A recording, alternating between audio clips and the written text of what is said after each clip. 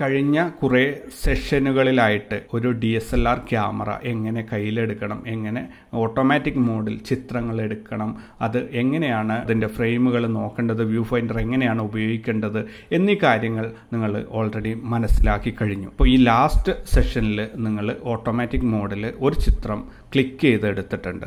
ഇനി ആ ചിത്രം നമുക്കൊന്ന് നോക്കാം, അത് എത്രത്തോളം പെർഫെക്റ്റ് ആണ് അല്ലെങ്കിൽ എത്രത്തോളം മനോഹരമായിട്ടുണ്ട് എന്നുള്ളത്. നിങ്ങൾ ഈ ക്യാമറയുടെ പിറകിലുള്ള പ്ലേ ബട്ടൺ പ്രസ് ചെയ്യുകയാണെങ്കിൽ നിങ്ങൾ ലാസ്റ്റ് എടുത്ത ചിത്രം നിങ്ങൾക്ക് സ്ക്രീനിൽ തെളിഞ്ഞു വരും. അതുപോലെ അവിടെ സൂം ബട്ടൺ പ്രസ് ചെയ്യുകയാണെങ്കിൽ ആ ചിത്രത്തിൻ്റെ മധ്യഭാഗം സൂം ചെയ്തു വരും. പിന്നെ നിങ്ങൾക്ക് അരികിലോട്ടാണ് സൂം വേണ്ടതെങ്കിൽ നിങ്ങളുടെ ക്യാമറയിലുള്ള ആരോ കീ അല്ലെങ്കിൽ ജോയ്സ്റ്റിക്ക് ഏത് തന്നെ യൂസ് ചെയ്തിട്ട് നിങ്ങൾക്ക് അങ്ങോട്ടോ ഇങ്ങോട്ടൊക്കെ നാവിഗേറ്റ് ചെയ്യാൻ സാധിക്കും. അപ്പോൾ നിങ്ങൾ ലാസ്റ്റ് എടുത്ത ആ ഒരു പടം നിങ്ങളുടെ സ്ക്രീനിലേക്ക് കൊണ്ടുവരിക. അപ്പോൾ ലാസ്റ്റ് എടുത്ത പടം നിങ്ങൾ മൊത്തത്തിൽ നോക്കി നിങ്ങൾക്കത് ഇഷ്ടപ്പെട്ടോ ഇല്ലയോ എന്നുള്ളത് ഇവിടെ ഒരു വിഷയമല്ല. പക്ഷേ നിങ്ങൾ എടുത്ത ഒരു ചിത്രം, അല്ലെങ്കിൽ നിങ്ങളുടെ സുഹൃത്ത് എടുത്ത ഒരു ചിത്രം, അല്ലെങ്കിൽ നിങ്ങൾ ഫേസ്ബുക്കിൽ കാണുന്ന ഒരു ചിത്രം, അല്ലെങ്കിൽ എവിടെയെങ്കിലും എക്സിബിഷന് കണ്ട ഒരു ചിത്രം, ഈ ഒരു ചിത്രം പെർഫെക്റ്റ് ആണോ അല്ലയോ എന്ന് എങ്ങനെയാണ് നമ്മൾ തീരുമാനിക്കുക? ഒരു ചിത്രം വിലയിരുത്താൻ നമുക്ക് 2 മാർഗങ്ങളാണുള്ളത്. ഈ 2 മാർഗങ്ങളിൽ കൂടി ആ ചിത്രം വിലയിരുത്തുമ്പോൾ അതിന് പാസ് മാർക്ക് കിട്ടുന്നുണ്ടെങ്കിൽ ആ ചിത്രം നല്ലൊരു ചിത്രമാണ് എന്ന് നമുക്ക് പറയാം. അതെന്തൊക്കെയാണ് ആ 2 കാര്യങ്ങൾ? ഒന്ന്,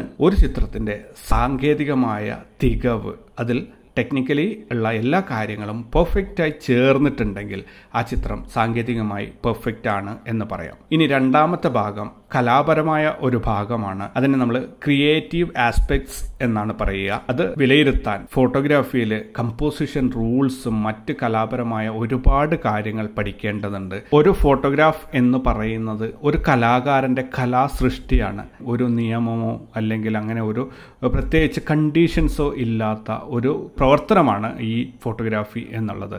ഇതിനകത്ത് നമ്മൾ ഏതെങ്കിലും രീതിയിൽ നിയമങ്ങൾ അടിച്ചേൽപ്പിക്കപ്പെടുമ്പോൾ അത് കലാപ്രവൃത്തി അല്ലാതായി മാറും. അതുകൊണ്ട് തന്നെ നിങ്ങൾ മറ്റുള്ള ഒരാളുടെ ഫോട്ടോ കാണുമ്പോൾ അതിനകത്ത് സാങ്കേതികമായിട്ടുള്ള തികവുകൾ നിങ്ങൾക്ക് പരിശോധിക്കാം. കലാപരമായ കാര്യങ്ങളിൽ ആ കലാകാരൻ്റെ സന്ദേശം അല്ലെങ്കിൽ അയാളുടെ കലാപ്രവർത്തനത്തെ മാനിച്ച് നമ്മൾ ആ വിഭാഗത്തെ മാറ്റി നിർത്തുകയാണ് വേണ്ടത്. എങ്കിലും നിങ്ങൾക്ക് നിങ്ങളുടേതായ കലാപരമായ അറിവുകൾ വെച്ചിട്ട് ഓരോ ചിത്രവും മനസ്സിൽ നിങ്ങൾക്ക് വിലയിരുത്താവുന്നതാണ്. ആ ഫോട്ടോഗ്രാഫർ ആവശ്യപ്പെടുന്ന പക്ഷം അയാൾക്ക് വേണ്ടിയിട്ട് ആ അഭിപ്രായങ്ങൾ അയാളുമായിട്ട് പങ്കുവയ്ക്കാവുന്നതാണ്. അതുകൊണ്ട് ഒരു കലാകാരൻ്റെ കലാപ്രവർത്തനത്തെ മാനിച്ചുകൊണ്ട് ഒരിക്കലും തന്നെ ഒരു പൊതു അഭിപ്രായ പ്രകടനത്തിൽ നിന്ന് നിങ്ങൾ വിട്ടു നിൽക്കാൻ ശ്രമിക്കണം. കാരണം ഓരോ ചിത്രങ്ങളും നമ്മൾ ഉദ്ദേശിച്ച ഭാഷയിലായിരിക്കില്ല എഴുതിയിട്ടുണ്ടാവുക. ഓരോരുത്തരുടെയും കലാപരമായ നിലവാരത്തിനനുസരിച്ച് അവരൊരു വ്യത്യസ്ത നിലവാരത്തിലുള്ള ഭാഷയായിരിക്കും ആ ചിത്രത്തിൽ ഉപയോഗിച്ചിട്ടുണ്ടാവുക. അതുകൊണ്ട് തന്നെ നിങ്ങൾക്ക് വായിച്ചാൽ മനസ്സിലായില്ല എന്ന് കരുതി ആ ചിത്രം മോശമാണ് എന്ന് ഒരിക്കലും വിലയിരുത്തരുത്. ഒരിക്കലും അഭിപ്രായ പ്രകടനം നടത്തരുത്. ഈ ഒരു ക്ലാസ്സിൽ മുന്നോട്ട് പോകുന്ന ഒരു പഠിതാവ് അല്ലെങ്കിൽ ഒരു വിദ്യാർത്ഥി എന്ന നിലയിൽ ഞാൻ നിങ്ങളോട് ഈ കാര്യം പ്രത്യേകം ആവശ്യപ്പെടുകയാണ്.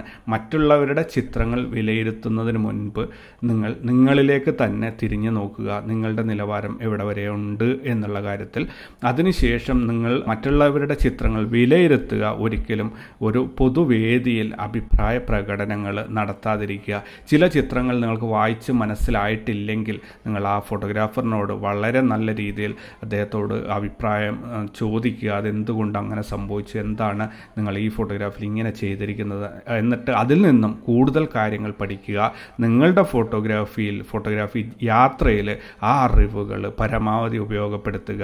പല ഫോട്ടോഗ്രാഫേഴ്സും വളരെ നല്ല നിലവാരമുള്ള വളരെയധികം അറിവുള്ള ഫോട്ടോഗ്രാഫേഴ്സാണ്. അതുപോലെ ജന്മനാ കലാവാസനയുള്ള കലാകാരന്മാരാണ്.